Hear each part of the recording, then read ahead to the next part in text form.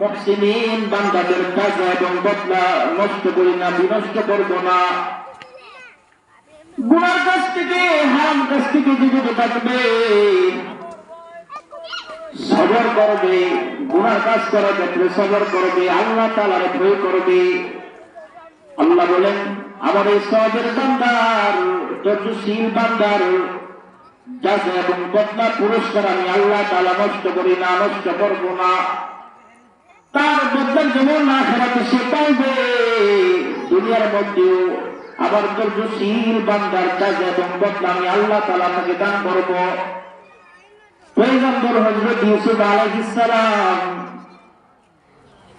শৈশবকালে যখন ওনার পায়রা, ওনার দোষবারা পিতার কাছ থেকে ধোঁকা দিয়া শিশু ইউসুফকে যখন মরুভূমিতে নিয়ে আসলো, ঝড় প্রতিযোগিতার বাহানা দিয়ে যখন তাকে পিতার কাছ থেকে দূরে সরা নিল, দোষবারা তাকে অত্যাচার করলো, জুলুম করলো। ইউসুফ আলাইহিস সালাম নিরুপায় ছিলেন, মজবুর ছিলেন। ইউসুফ আলাইহিস সালামের দোষবারা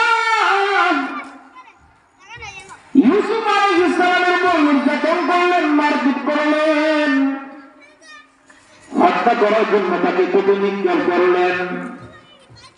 পয়গম্বর ইউসুফকে ব্যবসায়ী কাফেলা কর্তৃক উত্তোলন করে মিশর বাজারে গোলাম হিসাবে বিক্রি করে দিল।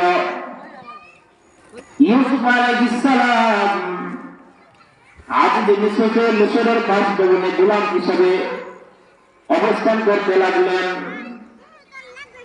ইউসুফ আলাইহিস সালাম কূপ থেকে বের হওয়ার পরে ব্যবসায়ী কাফেলার নিকট তার দোষবাই সম্পর্কে অভিযোগ দেয় নাই।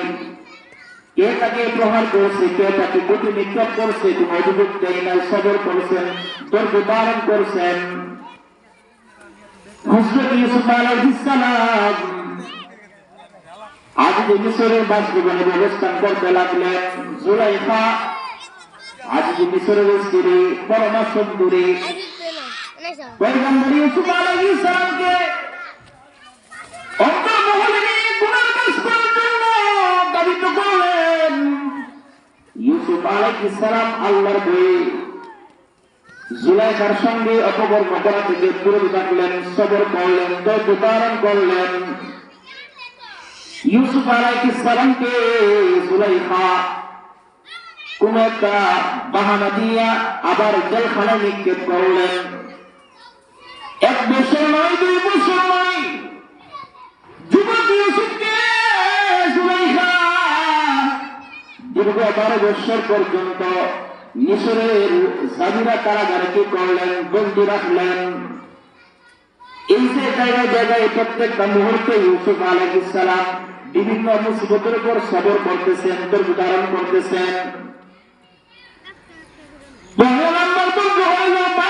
কষ্ট দিছে, উনি সবর করছেন, ধৈর্য ধারণ করছেন। আবার ব্যবসায়ী কাফেলা ওনারে গোলাম বানিয়ে নিজের মিশরের বাজারে বিক্রি করলেন, উনি ধৈর্য ধারণ করলেন, সবর করলেন। ইউসুফ আলাইহিস সালাম